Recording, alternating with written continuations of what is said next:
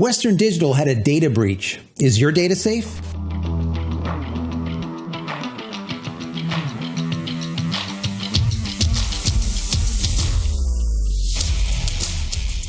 Hey everybody, welcome back to the channel. Thank you so much once again joining me for tea time. Today we have a little bit of fireside. That smokiness, guys, that smokiness. I hope you're joining me with your cup of tea, maybe a cup of coffee, hanging out, talking tech, talking photo, talking video. Today is a tech day. We're going to be talking about Western Digital. But it's not really just about Western Digital. It's just data breaches and having your data in the cloud in general. And I want to talk to you guys about this. I saw this story came through, I think it was Petapixel or something. They were talking about this breach that happened. I think it was around April 1st, April 2nd. And there's a lot of people that do not have access even today. We are now on the 4th. So it's not a 1 hour type of outage or a 6 hour or a 12 hour, 24, 48, 72. It's not good, guys. It's not good. I want to talk to you guys about this because I think it's very, very important. Where you place your data, where is it? Do you have that holy trinity of backups? Do you have the one hot copy that you're using and then 2 more backups on 2 different types of media and hopefully in 2 different locations? So you have one off location, one that is what I call cold storage, an archive that is away from you. So if there's a fire or something, do you have that? So I want to get into this story with you. And then I want to get your thoughts on it. I want to know what you do. What is your solution for backing up your data? If you're like me, I have a ton of it. And I ended up going through a lot of problems figuring out where I was going to put it. But I'm going to get into that with you in just a second. Before we get into this article, I want to say that if you haven't downloaded any of my ebooks as of yet, go check them out. They're 100% free. Go over to JCristina.com/books. Once again, JCristina.com/books. Also, one of those books has to do with the book that I wrote here, How to Create a Digital Fort Knox, Backing Up Your Digital Life. I give you the prologue to that book. Once again, 100% free. Go check that out. JCristina.com/books. Also, if you enjoyed this content, even the least, please consider throwing it a thumbs up. Don't forget to subscribe if you're not already subscribed. And if you are subscribed, click this little button over here so when I go live or when a new video comes out, you will be notified of it immediately. Also, if you just want to say thank you for all of my hard work on the channel, you can give $1 or $2 just by simply clicking that thank you button down there. If not, that's okay too. Consider becoming a member of the channel. That would be even better. So guys, let's jump right into this story. And then I want to give you my backstory to this, my thoughts on it. And then once again, I want to know your thoughts down in the comment area below. So the article starts out, Western Digital has confirmed that its network security was breached and some data was obtained. The company shut down access to some of its systems in an attempt to block the attack, though how successful that action remains to be seen. The company confirms to Reuters that it suffered a breach on April 2nd and that an unauthorized party did obtain certain data, but what exactly was compromised was still to be ascertained at the time of publication. The incident has also caused disruption to several of the company's services, including its network attached storage or NAS services. Now, this is what I want to get into with you guys, NAS services. NAS is really great if you have it local, but when you have something that's local that's also relying on the cloud, not so great. Anyways, we'll get into that in just a second. Quote, Western Digital is currently experiencing a service outage impacting the following products: MyCloud, MyCloud Home, MyCloud Home Duo, MyCloud OS 5, SanDisk IBI, and SanDisk Ixpand Wireless Charger. This is what the company writes in its MyCloud service status page. Now, I'll show you this on the screen just so you can see. Cloud down, proxy down, web down, authentication down, emails down, push notifications down, everything down, down, down, down. That's basically it. Quote, we are working to restore service. We apologize for any inconvenience. The next update will be posted on Monday, April 3rd. Now, I waited to do this story because I wanted to wait till April 3rd just to see what ends up happening. It is now April 4th, and it's still down. I'll show you what the screen looks like right now. Everything is still down, down, down, down. Nothing has changed. We did get the update. The update says this: service outage, April 3rd. This is their update. Once again, outage. We are currently experiencing service interruption that is preventing customers from accessing the MyCloud, MyCloud Home, MyCloud Home Duo, MyCloud OS 5, SanDisk IBI, and SanDisk Ixpand Wireless Charger service. Our team is working urgently to resolve the issue and restore access as soon as possible. We apologize for any inconvenience that this may cause and appreciate your patience. Well, yeah. When you are missing data, or if your data is sitting in the cloud and you can't access it, there is a sense of urgency there, especially if you don't have a local backup. And if you don't, shame on you. You should. I'll get into that also in just a second. The article continues. The company says that it is taking, quote, proactive measures to secure its business operations and is working to restore service, but it did not provide a timeline.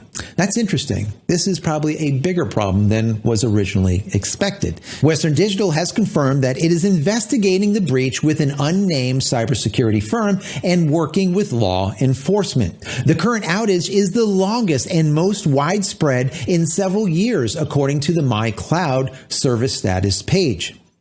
Not good, guys. Not good. Users' access to all devices that require a connection to Western Digital's network was still not available at the time of publication, more than 24 hours since the users first started reporting issues. Now, like I said, that was April 2nd. April 2nd went by, the 3rd went by, the 4th.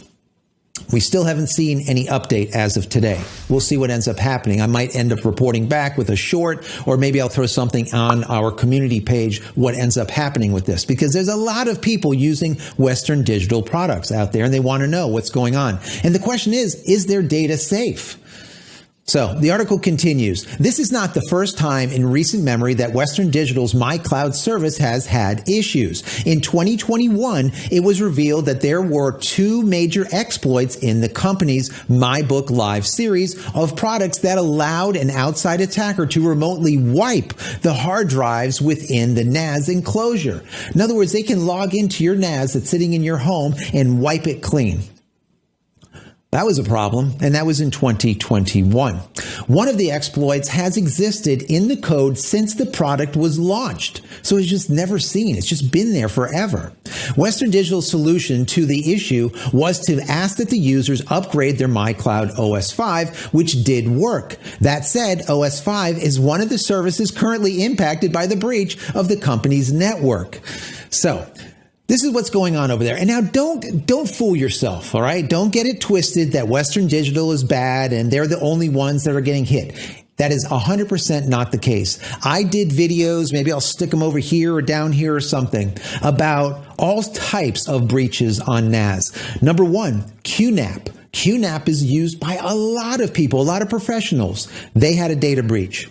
We talked about Synology in another video. Another data breach. And both of those were like 0-day data breaches. What does that mean? They were like ransomware. They would inject ransomware onto your NAS remotely and then lock down all your data through encryption. And the only way for you to get a key to unlock your data is to pay them. All right? Hence ransomware. All right. This is the type of attacks that we've seen on these NAS devices. And that's one of the reasons why I wrote this book, How to Create a Digital Fort Knox Backing Up Your Digital Life. I said, you know what? I am not going to get stuck like this. I'm not going to lose my data because of some type of data breach that some little pencil pusher at one of these large corporations didn't decide to see or find or vet the code from the beginning. And like we read in the article, some of this code has been there since the very beginning. And the same thing with QNAP, the same thing with Synology. That code is in there and then people exploit it. And this is what ends up happening. Now, like we said before, we need to have multiple backups. You know, that holy trinity, 3 forms of backup. You have your hot data, as I call it. Your hot. This is the data that you're working with all the time. Then your backup data that is on site. Now, I don't work on any of my hot data right? Until I make a backup of it. Why is that? Well, let's say if I go and throw a video into one of my favorite editors, maybe DaVinci or whatever you use, Final Cut or whatever, and then something happened and it corrupted that data file. And now the video that I worked so hard on is gone. Well, if I would have made a backup of that file, that video file, before working on it, I would have the backup to work on, and I wouldn't just have a corrupted file that I can't use anymore, right? I have my hot data, my backup data, and then I have archival data. And for me, I go one further. I have cold storage data.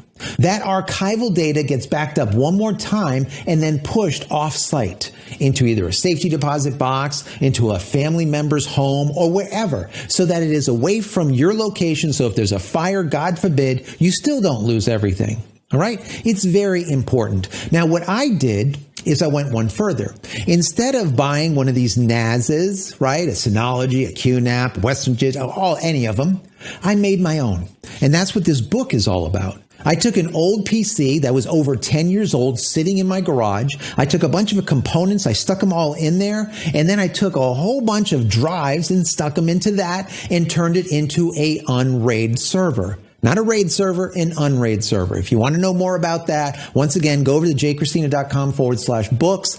Go and download that free book. Once again, it is the prologue to this book. It'll tell you all about it.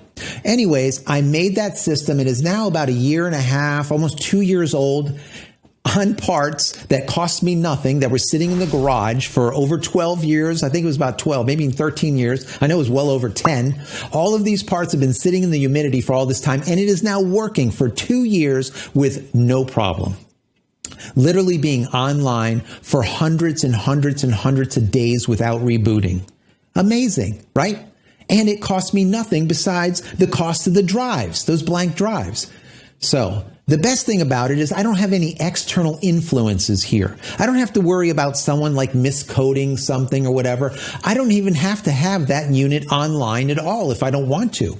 And if I do want it online, I could tunnel to it on a specific port through a VPN or whatever, and I will only have access to it. I can knock it down all the way to MAC address only having access to it. So only one machine, let's say my laptop, can only access it from the internet, or whatever the case might be. So it's really secure. All right. So that's what I ended up doing. Like I said, this is not something that is specific to Western Digital, but we're seeing it here in Western Digital in black and white. And it's happening ongoing as of right now. So if you're looking for that book, I have it on my website, JCristina.com, but also you can go over to Amazon and go pick it up. I will show you maybe down here the ISBN number for it, and also maybe a direct link so you can go pick it up over there if you're interested in doing this. It's very easy. And once again, most importantly, it's cost effective, and you can use all of the hard drives that you already have. You don't have to get all of these specifically synced up hard drives like normally in a RAID array or anything like that. You don't need all that. All right. Anyways, check that out. So I want to know from you, what are you doing? Are you one of those people that have like a Google Drive, for example, and you upload everything into the cloud, and then you delete it off your cards, and that's the end of it, and all of your data is up in the cloud?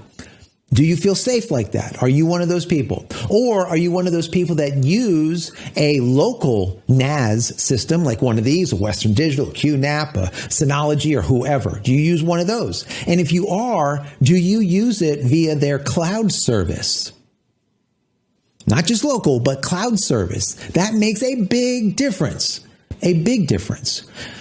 My suggestion is if you're using one of those systems, lock it down so it's only internal. So you get no data coming in from the outside unless you absolutely need to access your data from somewhere else on the internet. If not, shut it all down. And if you can't shut it down, move to a different company. Or even better, build my system, all right?